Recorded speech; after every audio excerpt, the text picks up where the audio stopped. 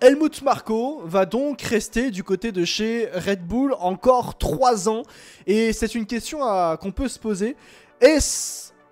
N'est-ce pas un problème pour Red Bull de garder Helmut Marko avec cette prolongation de contrat d'Helmut Marko du côté de chez Red Bull?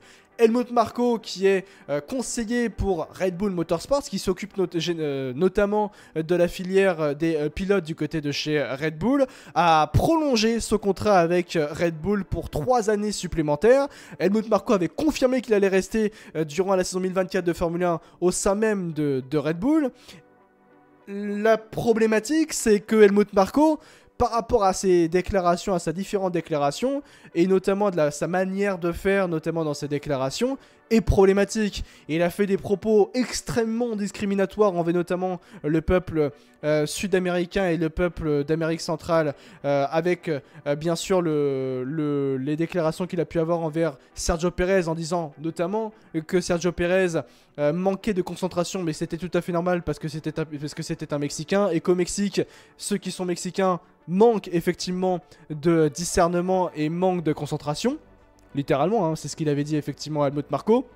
Il s'était excusé derrière Helmut Marko, mais ça n'empêche pas ses déclarations. Il avait dit effectivement qu'il a eu des propos aussi un peu discriminatoires justement à Helmut Marko lors du Grand Prix d'Arabie Saoudite, il me semble 2022, où quand il y avait eu effectivement les malheureux attentats à côté du circuit de Jeddah, il avait dit qu'il y avait eu des révélations comme quoi certains pilotes ne voulaient pas rouler lors de ce Grand Prix d'Arabie Saoudite, notamment Sergio Pérez, ce à quoi Helmut Marko avait répondu: je comprends pourquoi Sergio Pérez ne veut pas rouler ici, puisque c'est encore plus dangereux dans son pays, donc bon, ça lui change pas d'habitude.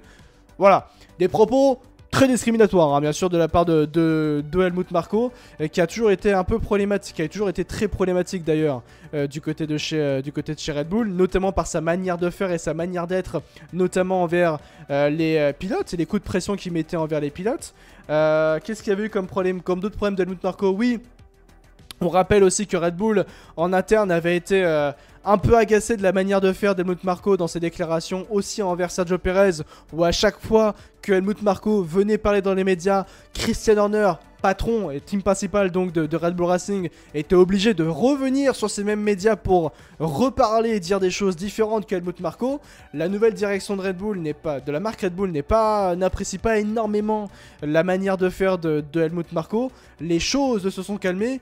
Il y avait eu même des rumeurs comme quoi Red Bull voulait écarter Helmut Marko par rapport au dernier choix de pilote qu'il avait pu faire par rapport à la filière Red Bull, notamment dans l'implication du côté de chez AlphaTauri, qui deviendra Racing Bulls effectivement en 2024. Il avait choisi de mettre Nick De Vries, qui n'est pas resté très longtemps, pour ensuite remettre Daniel Ricciardo. Bref, ça avait été des choses extrêmement compliquées, extrêmement complexes dans les choix de Helmut Marko.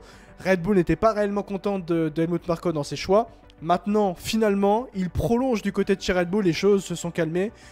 Helmut Marko prolonge du côté de chez Red Bull pour 3 années supplémentaires, 3 saisons supplémentaires, alors qu'il a 80 ans quand même, hein. Helmut Marko a quand même 80 balais. Elisabeth Borne déteste Helmut Marko quand même, hein, parce qu'à 80 balais, ne pas être à la retraite, faut y aller quand même, hein. Faut réellement y aller, hein. 80 balais pour être toujours présent, faut quand même y aller, surtout dans un monde qui bouge autant.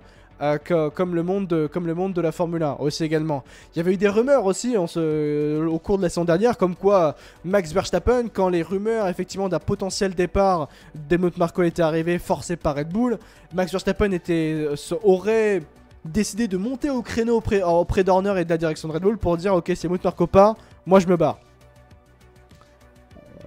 Voilà, il y avait eu ces rumeurs-là. Alors peut-être que ça a fait tout basculer si c'est la réalité. Et donc c'est peut-être pour cette raison que tout simplement Red Bull a confirmé Helmut Marko pour 3 saisons supplémentaires au sein de son organisation, bien sûr. Au moins c'est une bonne nouvelle pour Adjar, vu qu'il est adoré par Helmut Marko. C'est vrai, Redouane, je suis d'accord avec toi. Salut Arthur, bonsoir à tous, bonsoir Alex, salut Arthur, j'espère que tu vas bien, bienvenue à ceux qui sont en train d'arriver bien sûr les amis. Voilà par rapport à tonton Helmut Marko. En tout cas, personnellement, je pense que c'est un problème pour une organisation comme Red Bull d'avoir un personnage aussi problématique qu'est Helmut Marko par rapport à ses déclarations très discriminatoires qu'il a pu avoir par le passé. Tu peux t'excuser, ok, très bien, mais le fait de recommencer tout le temps, ça c'est extrêmement problématique. Et pour Red Bull, qui est une organisation qui veut toujours avancer et être très avant-gardiste dans ses idées, je trouve que c'est bizarre de garder un personnage comme Helmut Marko.